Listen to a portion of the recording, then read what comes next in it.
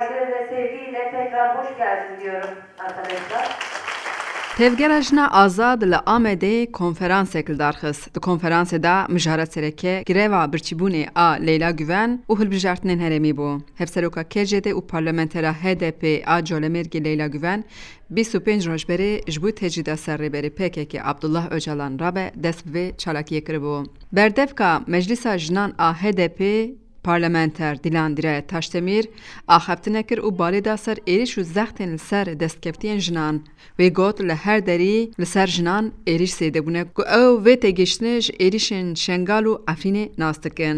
Em vê zihniyetê li Şengalê nas dikin ku pazarên kola jina hatin afirandin, pêşengtiya wî kirin, anha jî qasê 2000 jinên êzîdî hên hajî anha kes nizana li Köderîne, li Köderê dîl hatine girtinê. Bi tundî êriş li ser wan hate meşandin. Wê destnîşan kir dexwaza Leyla Güven, dexwaza jina Kurd e û li hember tecrîdê divê hemî jin dengê xwe bilind bikin.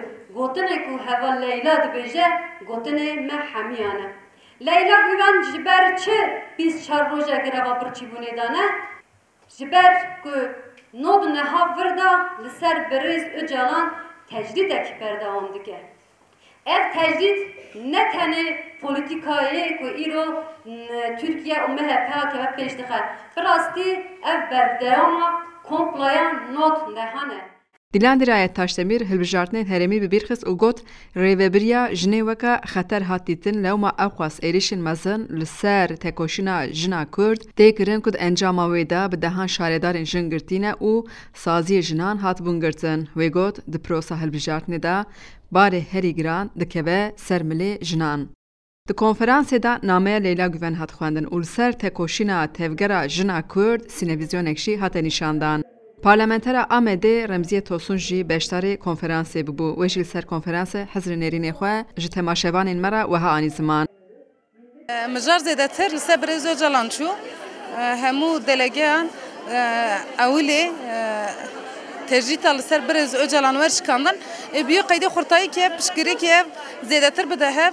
Xwedî zêdetir li biryara Leyla Güven derkeve dibên dexwaza Leyla Güven dexwaza me hemû jinaye dexwaza Leyla Güven dexwazayê Birêz Öcalan derkeve büyü evê piştgiriye tev bidin Leyla Güven. Ayşe Gökkan endema tevgera jina azad e û li ser konferansê got ku ev konferans li ser sê xalan li dar ket û ji bo giringiya konferansê jî hezrê xwe wiha anî ziman. Em dixwazin sê bersîvan bidin. Yek bidin bersîvê bidin mêrên de serdest ku jinê ji nîvê civakê dûr dixe ya civakê û ya dewletê. Bi taybet ya dewletê ji bo ku Recep Tayyip û AKP MHP zihniyeta faşîst dixwaze jinan ji hev serokatî, ji hev jiyana azad, ji hev berdevkî, ji hev serokatî dûr bixe.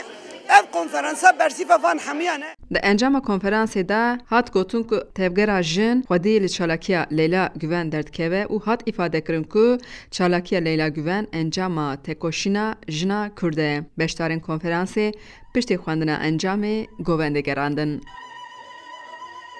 Xecî Can Farqîn, Dengê Amerîka, Amed.